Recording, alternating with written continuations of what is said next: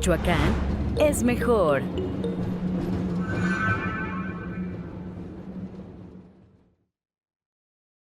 Hola, ¿qué tal? Buenos días. Sean bienvenidos a esta cuarta sesión de este programa institucional de Espacio Emprendedor, Academich. El día de hoy nos encontramos de nueva cuenta con una asesora de Prodecon desde hace 9 años, la maestra Carla Paloma Chávez Rivera, quien es maestra en Derecho Fiscal y maestra en Defensa del Contribuyente y es doctorante en Derecho Fiscal. Y el día de hoy nos va a hablar acerca del tema de inmovilización de cuentas bancarias. De nueva cuenta agradecemos a la Procuraduría de la Defensa del Contribuyente, Prodecon Delegación Michoacán, por aportar un poquito de su vasto conocimiento en este programa institucional. Maestra, pues muchísimas gracias por aportar un poquito de su vasto conocimiento y bueno, le cedo el uso de la voz. Muchísimas gracias, estimado. Bien, pues reiterando el agradecimiento para con la Delegación Michoacán y todas las facilidades que se han venido otorgando a lo largo de esta semana y desde que está el módulo aquí en Espacio Emprendedor, pues vamos a dar inicio con esta plática. El día de hoy vamos a platicar de manera muy breve lo que es la inmovilización de cuentas bancarias. Nos vamos a ir con sus fundamentos, procedimientos y los derechos de las personas contribuyentes. Comenzamos con una definición muy breve de lo que es una inmovilización de cuentas bancarias. Se entiende una inmovilización de cuentas como una medida precautoria prevista en el Código Fiscal de la Federación, a través de la cual la autoridad tributaria ordena a las instituciones de crédito restringir la disposición de los recursos de un contribuyente, esto con el objeto de garantizar el interés fiscal y asegurar el cumplimiento de obligaciones tributarias o el pago de créditos fiscales. Me explico. Una inmovilización de cuentas es una medida a través de la cual, de manera preventiva, la autoridad fiscal busca que se garantice o que de alguna manera se asegure que los adeudos tributarios de las personas contribuyentes se van a saldar en su momento dado, y lo que se hace es congelar el acceso de los fondos de las personas contribuyentes en las diversas instituciones de crédito. El fundamento legal lo tenemos en el Código Fiscal de la Federación.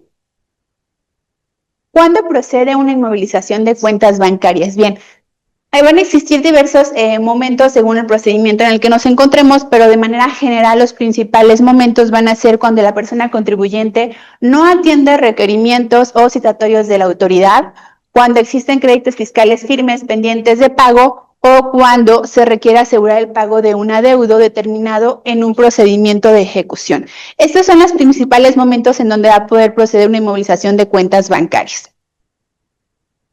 Ahora, es muy común que en la materia podamos llegar a confundirnos entre las inmovilizaciones de cuentas y los embargos de cuentas bancarias, pero es importante precisar que son figuras bien distintas. Lo que los distingue principalmente es su temporalidad. La inmovilización de cuentas es una medida preventiva, es decir, es por cierto momento hasta en tanto se llega al cobro definitivo del adeudo. Por su parte, el embargo puede llegar a ser una medida definitiva. El destino de los bienes en la inmovilización de cuentas no se dispone de los recursos en las cuentas bancarias, únicamente se bloquea el acceso a estos. Por su cuenta, el embargo es una vía a través de la cual los bienes, en este caso los fondos, se toman y se aplican al adeudo directamente. Por su cuenta, la inmovilización de cuentas bancarias es una medida entonces preventiva. Lo que busca es evitar que se disponga el dinero y que se use para otros fines que no sean el de cubrir el adeudo fiscal. Y por su cuenta, el embargo es una medida mucho más agresiva, que lo que busca obviamente pues es asegurar el cobro definitivo. Entonces, estas son las principales diferencias entre una y otra figura, y vemos pues que efectivamente no son lo mismo. Por un lado, la inmovilización es temporal, es decir, hasta en tanto se llegue a un cobro definitivo, y el embargo pues ya pudiera llegar a ser definitivo. Entonces, es mucho más agresivo. Vamos a hablar de la relevancia de una inmovilización de cuentas bancarias. Vamos a tener dos partes, la persona contribuyente y obviamente pues la autoridad recaudadora. Entonces el impacto va a ser en estas dos partes. Por su cuenta, en las contribuyentes, el impacto o los efectos van a poderse ver en tres rubros principales. Efectos financieros inmediatos. Lógicamente, el principal, pues la persona contribuyente no tiene acceso a sus recursos líquidos, a sus fondos. Entonces, esto puede derivar en una interrupción de operaciones comerciales o en el pago a proveedores. Y un posible incumplimiento de obligaciones laborales y contractuales. Es una cadenita, si los podemos ver de esta manera. Si yo no tengo acceso a mis recursos líquidos, a mi dinero, en consecuencia va a llegar un momento en que yo tenga que interrumpir mis operaciones con el público, no voy a poderle pagar a mis proveedores, no voy a poderle pagar incluso a veces a mis trabajadores, no voy a poder cumplir con mis obligaciones contractuales. Un ejemplo, un empresario que arrenda el bien donde lleva a cabo sus actividades, pues incluso el contrato de arrendamiento no lo va a poder cumplir en tiempo y forma porque no tiene el acceso a sus recursos. Otro rubro de efectos es los efectos psicológicos y reputacionales. Vienen derivados de los anteriores.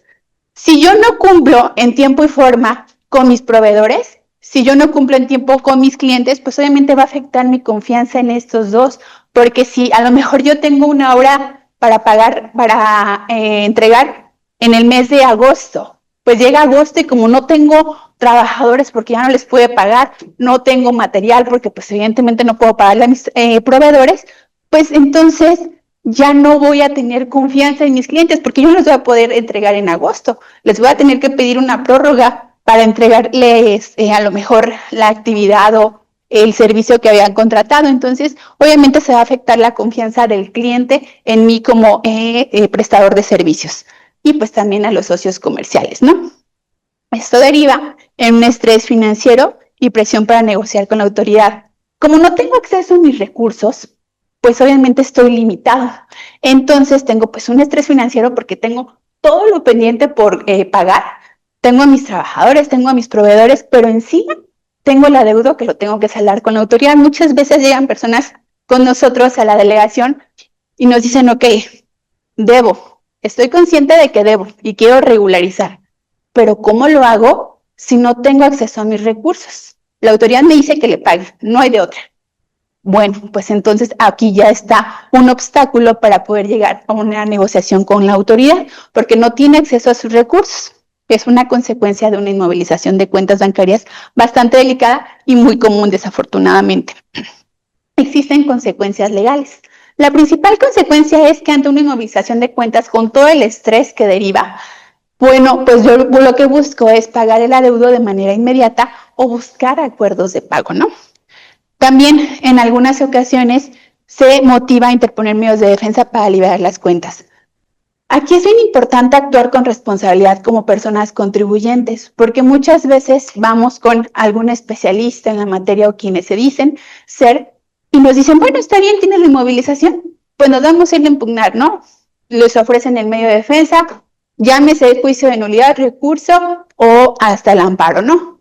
Pero hay que ser conscientes de que realmente contamos con los elementos suficientes para poder desvirtuar de fondo lo que nos llevó a la inmovilización de cuentas bancarias, porque muchas veces lo único que se hace es comprar tiempo y termina esto en una bola de nieve que llega a ser insostenible para la persona contribuyente. ¿Por qué? Porque si no tenemos los elementos suficientes para tumbar lo que derivó la inmovilización de cuentas bancarias, un ejemplo, un crédito fiscal que ya impugné en juicio de nulidad, ya me fui al amparo y todo lo perdí, y me llega la inmovilización de cuentas, pues entonces ya no hay forma, o sea, el fondo no lo vas a tumbar realmente, lo único que vas a hacer es ganar un año, año y medio, 2 años, según sea la vía a la que solicites, y tu crédito fiscal lo único que está haciendo es crecer y crecer, porque obviamente se recarga y se actualiza. Para la autoridad, pues que mejor, ¿no? Que ahí siga, porque no se está desgastando y el crédito en algún momento pues lo van a cobrar. En el contexto tributario, el impacto es el siguiente. Es una herramienta de presión efectiva. Con todo lo que ya vimos que deriva una inmovilización de cuentas bancarias, la inmovilización puede llegar a ser una de las medidas más contundentes que aplica la autoridad fiscal para asegurar el pago de créditos fiscales. Como tengo toda esta presión de mis proveedores, de mis trabajadores, de mis clientes, pues busco el cómo sí cubrir, el cómo sí regularizar. Entonces es una herramienta que yo considero muy eficaz, que la autoridad pues hoy en día yo creo que es su favorita para aplicar para el cobro de adeudos, para efecto de llegar a un cobro real. Eficiencia recaudatoria, derivado de esto, permite al fisco asegurar recursos de manera rápida sin necesidad de agotar procesos judiciales prolongados. Lo que comentaba hace un momento, si yo ya sé que lo debo, que no tengo elementos para poderlo tumbar realmente en algún medio de defensa, pues me evito el que mi adeudo únicamente crezca y lo que hago pues es buscar la manera de cubrir y en consecuencia pues obviamente el ente recaudador pues tiene una eficiencia superior. En consecuencia, también deriva en la prevención de evasión. Reduce la posibilidad de que el contribuyente transfiera o disponga de fondos antes de que se cubre la deuda. Como la inmovilización es preventiva, lo que busca es asegurar que los bienes, en este caso los fondos, estén ahí en las cuentas de la persona contribuyente para cuando llegue el cobro final. Entonces, de esta manera, se paraliza el acceso de la persona contribuyente a sus recursos y en consecuencia no puede maniobrar entre sus recursos. Muchas veces era muy común que decían, pues antes de que me llegue la inmovilización, me pongo a transferirle a mi esposa, a mis hijos, a mis papás, a quien sea, pero que no esté en mis cuentas para que cuando llegue el SAT, pues no haya nada. Entonces, con la inmovilización de cuentas, la autoridad garantiza que el dinero esté ahí para que se cubra la deuda. El impacto en la recaudación fiscal, en la autoridad como tal, existe un impacto muy grande en una inmovilización de cuentas bancarias. Incremento de ingresos a corto plazo. Obviamente, la inmovilización puede derivar en pagos inmediatos o acuerdos que van a llevar al cobro real de la deuda. Entonces, pues, sin tener que desgastarse mucho tiempo y destinar muchos recursos materiales y humanos, pues se llega a una recaudación más rápida. Reducción de cartera vencida. Como voy a empezar a depurar mi cartera de créditos pendientes como autoridad, pues obviamente mi carga va a ir disminuyendo porque se va a mejorar la recuperación de créditos fiscales pendientes. Existe un efecto disuasorio. El conocimiento de esta medida por parte de los contribuyentes fomenta el cumplimiento voluntario para evitar su aplicación. Si yo ya sé, si yo tengo cuando menos noción de lo que implica una inmovilización de cuentas y el dolor de cabeza que puede llegar a ser salir avante de una inmovilización, sí llega a existir un efecto disuasorio bien interesante. Yo ya conozco lo que me puede pasar. Para que no me pase, yo me preparo y entonces voy a estar tratando de cumplir de manera voluntaria, sin que la autoridad tenga que venir a decirme, oye, debes. También, desafortunadamente, existe un efecto adverso. Aunque seguramente la autoridad no llega e inmoviliza con la finalidad de llegar a estas situaciones, pasa y nos ha pasado tristemente mucho en la delegación. Los contribuyentes con problemas reales de liquidez pueden derivar en el cierre de operaciones y a la larga en una pérdida de capacidad contributiva. Un empresario que le restringen el acceso a sus recursos no puede pagar a sus proveedores, en consecuencia no puede cumplir con sus obras. Sus clientes evidentemente pues empiezan a ir, sus trabajadores también no los puede cubrir, pues se queda sin recursos, se queda sin material humano. Entonces, pues esto deriva en que la persona contribuyente pierde su capacidad contributiva y termina por cerrar sus operaciones. ¿Cuál es el procedimiento en inmovilización de cuentas? De manera general, aquí lo esquematizamos. Se emite un requerimiento por parte de la autoridad con la determinación de los impuestos o de las declaraciones pendientes, se emite la orden de inmovilización y se ordena ya sea al banco o a la Comisión Nacional Bancaria de Valores la inmovilización de cuenta bancaria, esto con la finalidad de garantizar el interés fiscal. Es decir, yo autoridad ya sé que me debes, ¿no? Entonces lo que voy a hacer es emitir un oficio para que se congele el acceso a tus recursos como persona contribuyente. Esta orden de inmovilización la autoridad la podrá emitir a la Comisión Nacional Bancaria y esta comisión directamente a los bancos, a las instituciones financieras, les va a ordenar el congelamiento de los recursos. O bien, lo que realmente pasa hoy en día, la autoridad se va directamente con el banco y se salta el paso irse con la Comisión Nacional Bancaria de Valores, que no está mal. El código lo prevé, entonces pues ya se ahorra un caminito y directamente se va con la institución para que paralice. A continuación tenemos un ejemplo de una orden de inmovilización. Aquí pues podemos ver a quién se está emitiendo, en este caso se emite directamente a la Comisión Nacional Bancaria de Valores por parte de la recaudadora de aquí de Michoacán. Vienen las facultades de la autoridad con su fundamento legal y esta parte es la interesante. Se comunica que esta administración de desconcentrada recaudación, al efectuar el procedimiento administrativo de ejecución en contra del deudor que se señala con fecha tal, procede a embargar todas las cuentas bancarias de inversión, cajas de seguridad, así como las inversiones en casa de bolsa y de cualquier depósito o saldo en cualquier depósito o saldo en cualquier institución de crédito y o casa de bolsa a favor del deudor. razón por la cual se giran las instrucciones que más adelante se detallan. Como me lo debes, pues te solicito que le congeles, ¿vale? Y aquí pues ya viene qué es lo que estamos solicitando. Se solicita realizar el congelamiento o inmovilización de fondos de este monto. Entonces, aquí lo que le dice básicamente la autoridad es: comisión, dile a las instituciones bancarias, estas, que paralicen los recursos en este monto, ¿ok? Para que la persona contribuyente no tenga acceso a ellos. Aquí, aunque la autoridad muchas veces sí señala el monto del adeudo y el monto a congelar, es bien importante, los bancos seguramente por carga administrativa lo que hacen es congelar el total de las cuentas bancarias. Hemos tenido muchos contribuyentes que dicen: ok, sí, está bien, lo debo, y que lo tomen, que se lo cobren, pero yo tengo más dinero ahí y ni siquiera tengo acceso a esto. Entonces, ahí lo que nos toca, pues, es obviamente, y a través de los servicios de la Procuraduría, pues, solicitar la liberación del remanente, pero deberá de ser únicamente el congelamiento por el monto del adeudo. Diversas formas de congelación de cuentas bancarias. Ya en la práctica tenemos 4 tipos de inmovilización de cuentas bancarias. La inmovilización de cuentas va a proceder en un aseguramiento precautorio, embargo dentro del PAE, e inmovilización y transferencia como medio de cobro. Vamos a verlos muy rapidito. Por un lado tenemos el aseguramiento precautorio. ¿Cuándo procede? Es cuando se lleva a cabo el aseguramiento de bienes o negociación en materia fiscal, que es una medida que permite a la autoridad fiscal de forma temporal y preventiva restringir la disposición de bienes de un contribuyente o responsable solidario, cuando existen presuntos adeudos fiscales o se dificulta el ejercicio de facultades de comprobación.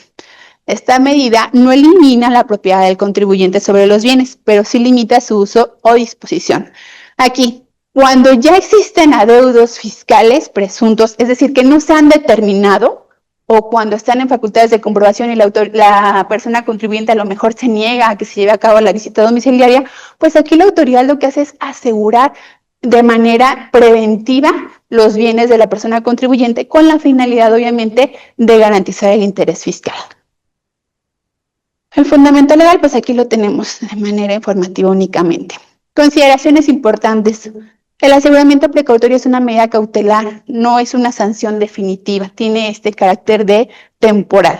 La autoridad fiscal debe respetar los principios de proporcionalidad y gradualidad al aplicar esta medida, asegurándose de que no afecte de manera desproporcionada a la persona contribuyente.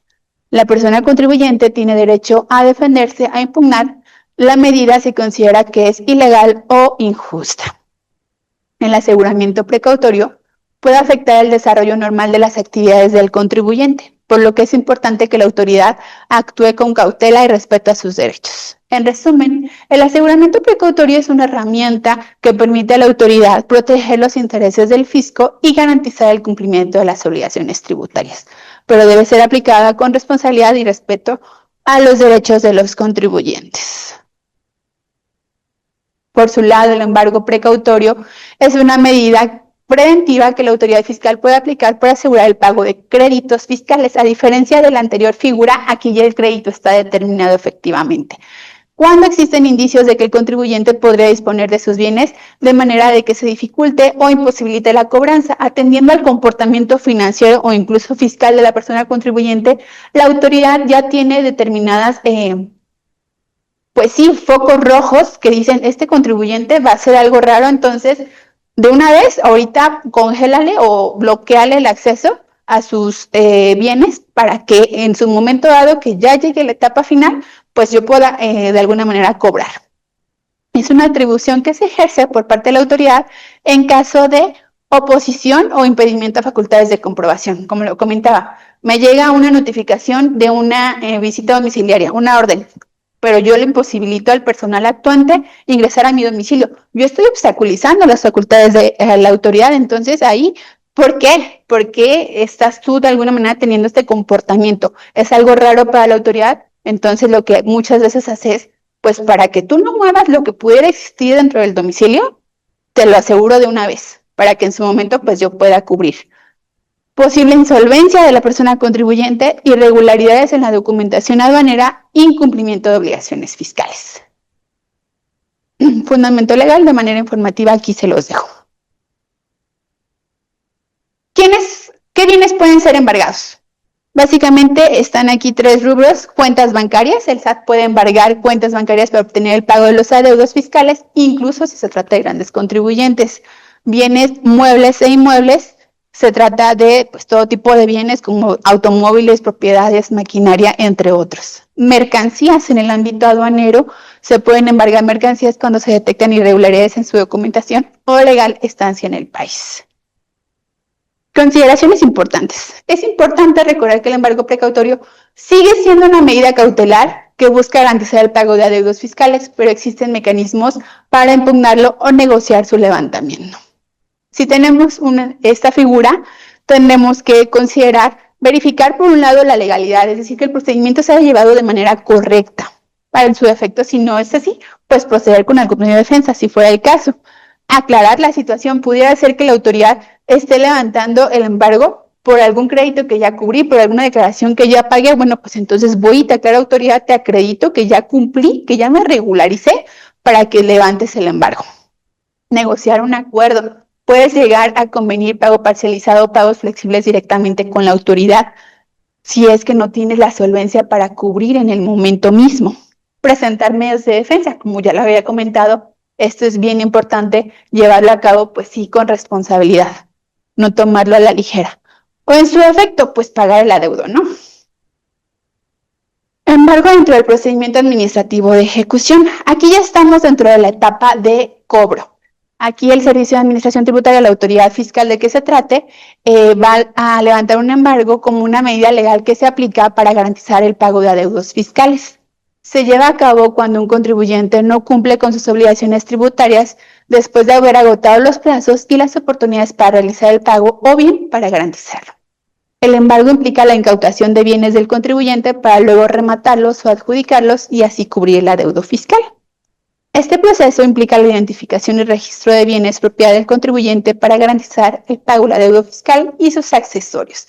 Aquí ya estamos en la etapa del procedimiento administrativo de ejecución, donde la autoridad llega a requerir el cobro, la contribuyente pues no cubre, entonces lo que procede es designar los bienes que considera suficientes para cubrir el adeudo. Aquí es importante: la persona contribuyente podrá señalar los bienes, aunque muchas veces no lo quieren hacer, entonces pues procede la autoridad a señalar estos bienes. Fundamento legal, de manera informativa, aquí se los dejamos.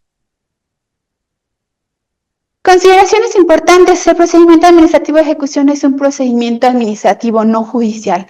En consecuencia, no requiere la intervención de tribunales. Muchas veces dicen, híjole, pero pues la autoridad, el SAT, ¿por qué viene y me embarga? Bueno, pues porque es un procedimiento administrativo, tiene naturaleza administrativa, no requiere validación de nadie más para poder proceder con él.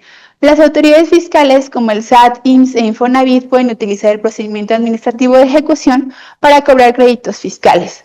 El embargo puede ser sustituido por otras garantías aceptadas por el Código Fiscal de la Federación. Es decir, llegan y me quieren embargar, pero no quiero que me embarguen, no quiero que se lleven mis bienes o que designen mis bienes, ¿no? Entonces, pues te ofrezco otra cosa, otra garantía a cambio del embargo. Esto es válido. Existen bienes que están exceptuados de embargo, como los de primera necesidad, herramientas de trabajo, entre otros. Aquí un ejemplo: una constructora, llegan y le quieren inmovilizar, pues es evidente que no le van a inmovilizar a lo mejor la maquinaria que utiliza para construir las casas, porque es evidente que la requiere para desarrollar su actividad. ¿Cómo quieres que me regularice, autoridad, si te estás llevando mi material de trabajo? No voy a poder trabajar, evidentemente no voy a tener entrada de recursos. En consecuencia, estos bienes pues se encuentran exceptuados de embargo. El remate de los bienes embargados debe ser convocado y publicado con anticipación, con detalles sobre los bienes y los requisitos para participar. Ya pasó toda la etapa, ya me designaste los bienes, ya te los llevaste, ya los tienes a lo mejor en tu recinto fiscal y ya, vamos a rematarlos, ¿ok? Bueno, pues yo, autoridad, tengo la obligación de convocar y publicar con anticipación los detalles de este remate. Aquí es importante considerar: el deudor tiene prioridad para el remate, ¿ok? Bueno, ya me los llevaste hasta allá, hasta esta etapa, pero los quiero comprar. Bueno, pues tienes prioridad como deudor. Y por último tenemos la inmovilización y transferencia como medio de cobro. La inmovilización Y transferencia de fondos en cuentas bancarias es un mecanismo que utiliza la autoridad para cobrar adeudos fiscales. Consiste en la restricción temporal de acceso a los fondos de una cuenta bancaria, seguida de la transferencia de dichos fondos a una cuenta del SAT para cubrir el adeudo fiscal. Aquí básicamente llegan, me requieren y yo digo, bueno, está bien, quiero pagar. Se procede a la inmovilización, se me notifica, se solicita a la institución bancaria la inmovilización, se bloquea y se hace la transferencia de recursos directamente al SAT. Este es el procedimiento normal. Realmente en la práctica llega el ejecutor y me dice, me debes, ok, te los debo 5,000 pesos, ok, págalos. En ese momento le dan la cuenta de la Tesorería Federal, transfiere y en ese momento concluye. Así es como se lleva a cabo hoy en día. Fundamento legal, aquí está para conocimiento únicamente. Consideraciones importantes. Es una restricción de acceso a los fondos. Durante la inmovilización, el contribuyente no puede disponer de los recursos de la cuenta. Al ser inmediato en la práctica, pues evidentemente ya no vas a tener acceso a ellos, ¿no? Pago del adeudo. En ese momento que tú realizas la transferencia de fondos a la cuenta de la tesorería, se toma cuenta del pago, ¿no? Entonces ahí concluye. Con esto ya terminaste de regularizar tu adeudo. Necesidad de regularización. Para levantar la inmovilización, el contribuyente debe regularizar su situación fiscal. Es decir, no te voy a desinmovilizar si tú no cubres tu adeudo.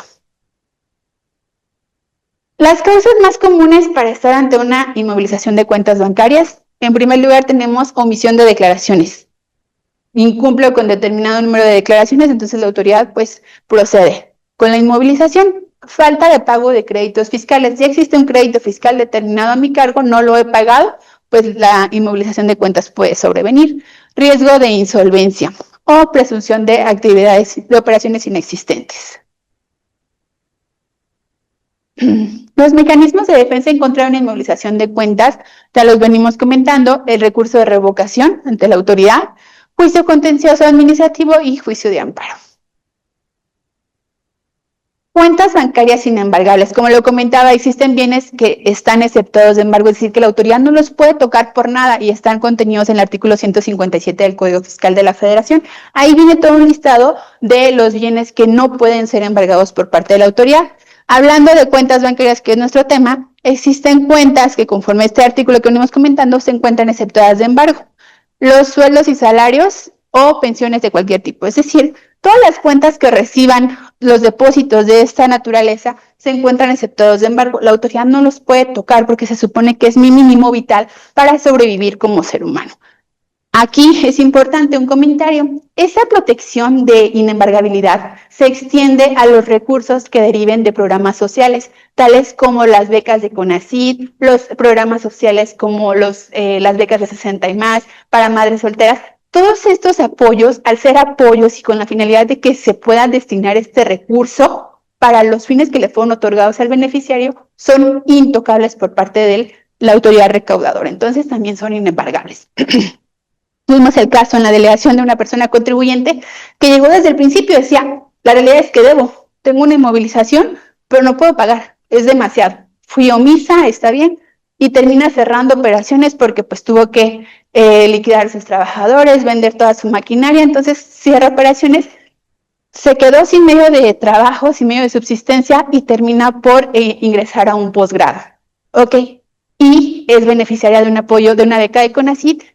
A los años llega y nos dice, ¿qué crees? Que la autoridad me inmovilizó ahora la cuenta donde recibo la beca. Entonces, pues como ya cerré operaciones y ahora la autoridad me quitó la beca, pues no tengo manera de sobrevivir. Solicitamos ahí en el Servicio de Quejas y Reclamaciones la liberación de estos recursos en razón de que es un recurso diverso a los establecidos como susceptibles de embargo. En consecuencia, se le extiende la protección de inembargabilidad del artículo 157 y la cuenta fue liberada.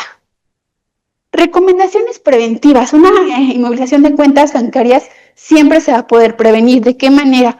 Pues mantener actualizado tu buzón tributario. Recordemos que el buzón tributario es el canal de comunicación entre la autoridad fiscal con el contribuyente. Aquí la autoridad te va a mantener informado de todo tu comportamiento. Cuando ve algo extraño te va a emitir un comunicado, te va a emitir una carta de invitación. Entonces, ¿qué necesitas?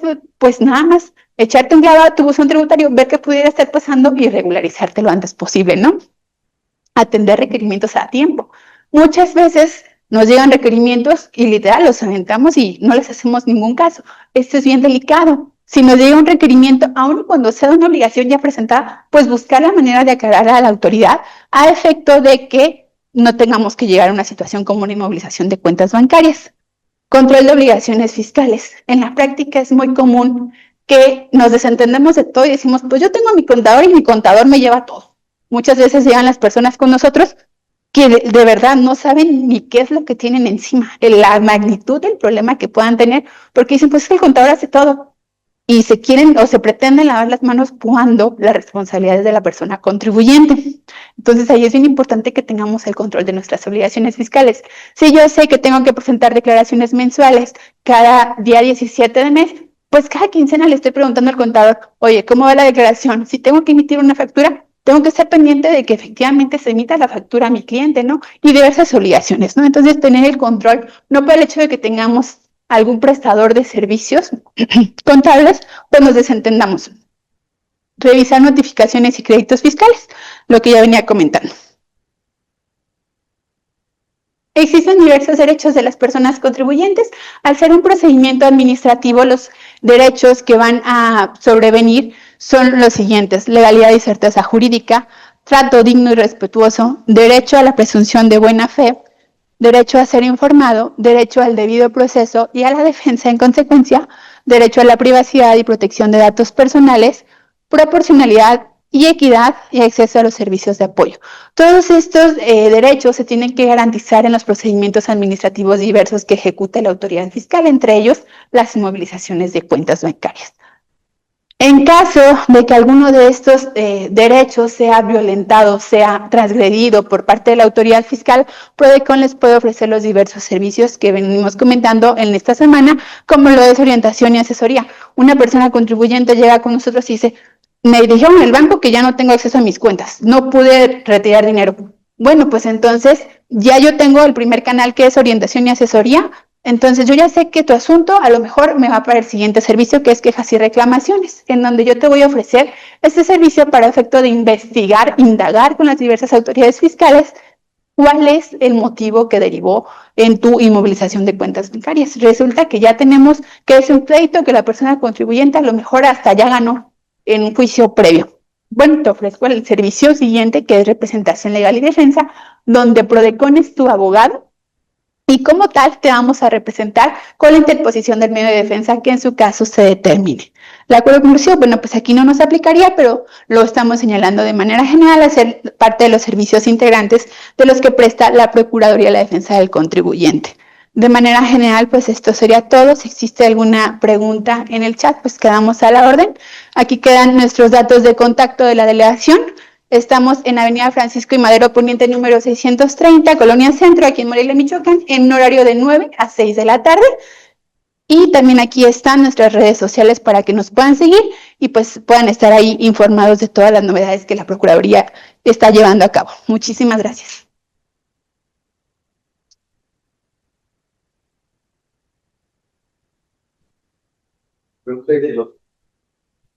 Sí existen clientes que tienen la duda de cuando se les bloquea la cuenta, se les bloquean todo. Sí. O sea, y van y reclaman al banco y dicen, nada más, esa es la instrucción de la autoridad. Pero ahorita estoy viendo que nomás tienen que bloquear el saldo específico y no toda la cuenta. Sí, la inmovilización de cuentas en el apartado específico señala el monto de la deuda y se solicita que se restrinja el acceso a ese monto específico. No obstante, como lo comentaba en la práctica, quizá por carga administrativa, quiero creer, las instituciones financieras agarran y bloquean el total de cuentas bancarias del contribuyente sin ponerse a ver siquiera si son cuentas de nómina, porque hay algunos bancos que todavía tienen dentro de sus productos una cuenta de nómina que de inicio tendría que ser inembargable, ni siquiera se voltean a ver y van y de facto congelan todo. ¿Qué hacemos nosotros aquí? Les ofrecemos el servicio de quejas y reclamaciones. En esta vía pues ya se libera, a veces cuesta mucho trabajo, incluso a veces nos tenemos que ir incluso hasta el medio de defensa en representación legal para efecto de que se libere el remanente. Sí, lo decía por ese tema, se bloquea toda la cuenta y las nóminas ahí están, está afectándose a terceras personas. Pues, Y el banco nomás dice, pues es instrucción de la autoridad, pues como Prodecon podemos ir a defendernos y que se libere ese remanente. es correcto, así es. ¿Qué tanto tiempo liberan las cuentas en cuanto ya se liquidó la deuda? ¿Es inmediato? No, el procedimiento de queja es un procedimiento muy rápido, no obstante, como lo comentaba, a veces nos cuesta un poco más de trabajo. Una vez que llega el procedimiento de queja, nosotros tenemos 3 días en la Procuraduría para emitir el acuerdo de admisión. En la delegación Michoacán tenemos una eficacia muy grande, no por presumir, pero a veces al día siguiente ya estamos notificando y la autoridad tiene 3 días para atender el requerimiento. Entonces, si bien nos va a lo mejor 15 días para lograr algún avance, porque la realidad es que muchas veces al inicio nos dan la inmovilización deriva de esto, pero nos toca darnos otra vuelta para poder a lo mejor pelear la parte de la liberación de las cuentas y muchas veces nos toca pues incluso irnos hasta el medio de defensa, que hablando de un medio de defensa pues con suerte dura 6 meses. Entonces no es tan inmediato muchas veces, desafortunadamente. Muchas gracias.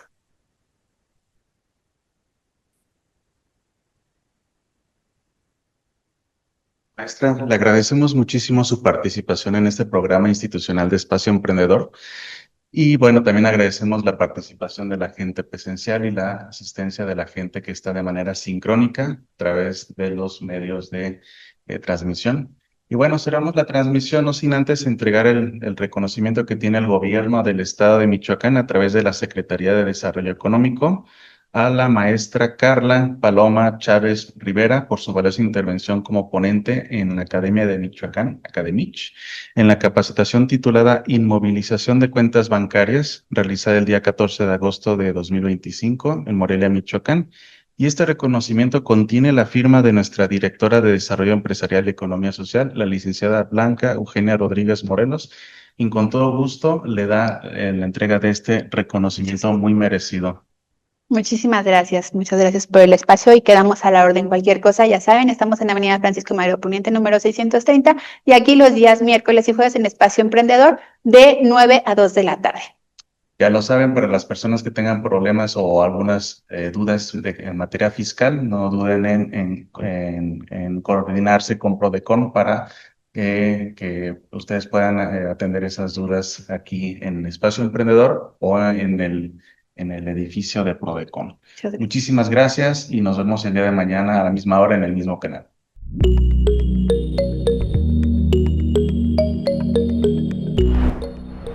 Michoacán es mejor.